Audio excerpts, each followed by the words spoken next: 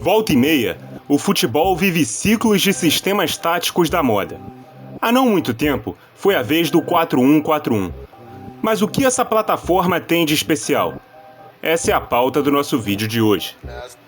Primeiro, o 4-1-4-1 não é apenas uma nomenclatura moderna ou variação defensiva do 4-3-3. Na verdade, o sistema se assemelha mais ao 4-3-3 por ter um triângulo de base alta no meio-campo do que pelo seu ataque. Com a modernização dos meio-campistas, que precisam ser cada vez mais participativos em todas as fases do jogo, utilizar um 5 e 2 8s se tornou mais vantajoso do que ter um 10 que joga apenas ofensivamente, e que muitas vezes se junta ao centroavante e obriga os volantes a armarem o time e protegerem a defesa em plataformas como o 4-2-3-1. Ainda assim, a configuração ofensiva tem mais similaridades com o 4-2-3-1 do que com o 4-3-3, ao manter um atacante mais adiantado e os pontas na terceira faixa de campo. Por mais que um 4-3-3 possa se tornar um 4-1-4-1, recuando seus pontas na fase defensiva, há uma clara diferença entre marcar com 9 jogadores atrás da linha da bola e marcar com 7, que o digo Paris Saint-Germain de Messi, Mbappé e Neymar. Falando nisso, as duas linhas de 4 do meio-campo mostram como o 4-1-4-1 também tem semelhanças com o 4-4-2 britânico, porém com um elemento primordial sendo a diferença, o volante entre as linhas. Aqui está a peça principal desse sistema de jogo. Pep Guardiola utilizou o 4-1-4-1 como seu sistema principal no Bayern. E como um bom primeiro volante que foi, ele sabe reconhecer que essa é a posição-chave desse sistema tático.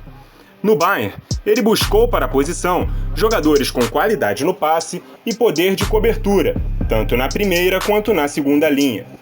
Na primeira temporada, adaptou Philipp Lahm na posição, capitão do time, um dos melhores laterais direitos do mundo e que jogou por anos também na esquerda.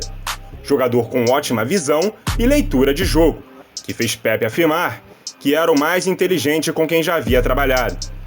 Quando questionado se essa era a melhor posição para Lahm, Guardiola afirmou: Philipp é um jogador tão brilhante que se eu escalá-lo no ataque, ele se tornará um dos melhores atacantes do mundo.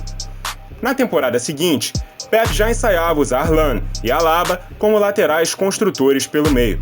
Então trouxe Xabi Alonso para a posição, um autêntico redista, mas que também tinha muito poder de contenção. Sobre sua chegada, Pep disse: não tenho que ensinar a Xabi sobre como jogar nessa posição. Ele é um dos melhores da história, jogando exatamente ali. No Brasil, temos a ideia do primeiro volante ser o principal protetor da zaga. Jogadores com um estereótipo físico avantajado e que seja especialista em desarmes. O famoso camisa 5, que recupera a bola e dá no pé de quem sabe. No 4-1-4-1 moderno, esse jogador ofensivamente é o grande construtor do time. Ele não é apenas o responsável pelo primeiro passe na saída de bola. É ele quem lidera por onde as jogadas vão prosseguir, se pelo meio, pela direita ou pela esquerda. Ele tem todas as opções de passes à sua disposição na região do campo em que se encontra. E é preciso ter boa capacidade, tanto para o passe longo, acionando jogadores livres pelos lados, quanto os curtos, sendo uma constante opção de desafogo quando a marcação não dá espaços para a progressão. O 4-1-4-1 trabalha com pontas abertos que espaçam a defesa do adversário e meias que aproveitam esses espaços entre os defensores. Somados ao centroavante, são 5 jogadores com virtudes ofensivas. Daí a ideia de Pep de usar laterais como falsos volantes. Assim, ele poderia preencher o meio e controlar os contra-ataques adversários, que na Alemanha quase sempre trabalhavam com 4 peças ofensivas, facilitando assim as coberturas dos flancos. Defensivamente, o 4-1-4-1 também tem na figura do seu volante entre linhas uma peça fundamental para o seu funcionamento. Não fazendo o movimento popularizado por Makelele no Chelsea, que era responsável por cobrir todo o espaço entre linhas com sua movimentação horizontal, mas por ser o incumbido de preencher todos os buracos que o deslocamento de um companheiro possa deixar. Quando um dos meias sobe para ajudar o centroavante na primeira pressão, é ele quem ocupa a posição desse jogador. Se um ponta avança, ele pode fazer um movimento parecido se o meia do mesmo lado abrir para fazer a cobertura. Um lateral também pode subir para ocupar a posição do ponta. Dessa forma, o zagueiro vai abrir e o volante recuar. E quando os passes acontecem entre linhas, o ideal é que a responsabilidade de marcar o portador da bola seja dividida entre os zagueiros. Se a bola estiver na região central, a marcação é do volante. Se for para um dos lados, o zagueiro daquela região sobe e o volante o cobre. Assim se anula a dependência de que esse volante esteja sempre no espaço em que a bola esteja. Além disso, em bloco baixo, a segunda linha precisa estar o mais próximo possível da primeira. Assim sendo, o espaço entre elas fica menor, e os adversários com menos campo para construir algo. O sistema também pode apresentar variações ofensivas dependendo das características das peças.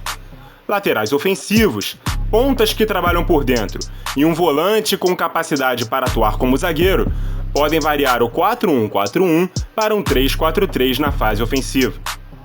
Meias também podem ser utilizados como pontas, assim como volantes como meias, que também podem criar trocas de posições úteis quando somados a laterais ofensivos. E por fim, o centroavante pode ter liberdade para cair pelos lados, ajudando nas jogadas que visam atrair a marcação para um dos lados e inverter para o outro menos ocupado, além de abrir espaços importantes no centro quando os zagueiros decidem acompanhar individualmente as ações do 9. É isto, galera! O 4-1-4-1 se tornou um sistema tático versátil com uma série de vantagens que acompanham a modernização das posições do jogo e que acopla características de outros sistemas populares, mas que precisa muito das peças certas para desempenhar cada uma de suas funções. Caso haja harmonia coletiva, a fim de não ceder espaços para o adversário e ao mesmo tempo gerar espaços para o próprio time, o torna uma plataforma de jogo equilibrada em todas as fases da partida. Além de ter ganho adeptos mundo afora por sua predisposição em facilitar trabalhos e dividir tarefas entre os jogadores sem criar dependências individuais. Muito obrigado a você que nos acompanhou e até a próxima!